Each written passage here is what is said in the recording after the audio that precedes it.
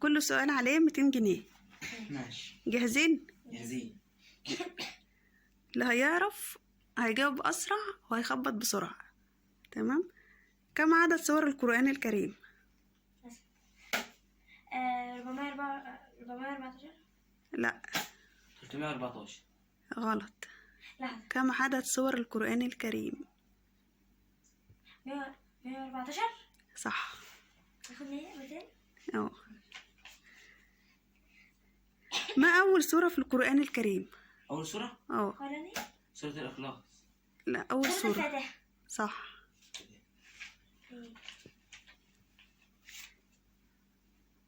ما هي أكثر سورة في القرآن الكريم؟ سورة الكوثر.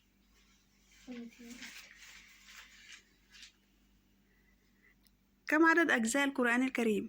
30 جزء. أنا خبطت الأول. لا خلاص السؤال دوت هقول غيره. كم مرة جاء ذكر الجنة في القرآن الكريم؟ لا.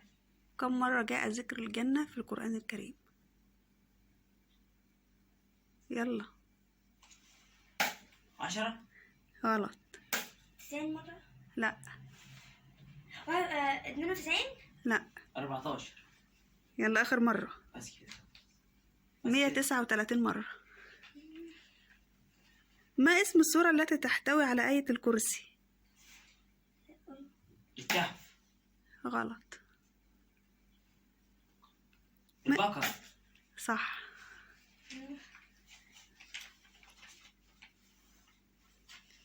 ما السورة التي تبدأ بالحمد لله؟ سورة كهف. الحمد لله. الفاتحة. صح. الله. ما هي السورة القرآنية التي تخلو من البسملة في بدايتها؟ سورة التوبة.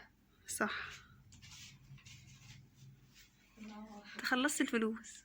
لسه فيه. لسه فاضل 4 كمان. ما عدد آيات سورة الفيل؟ فين؟ ما عدد آيات سورة الفيل؟ 12. غلط.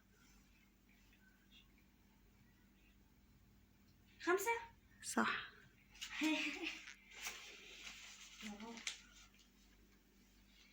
كم عدد السجدات في القرآن الكريم؟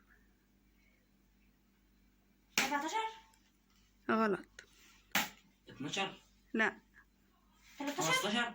صح.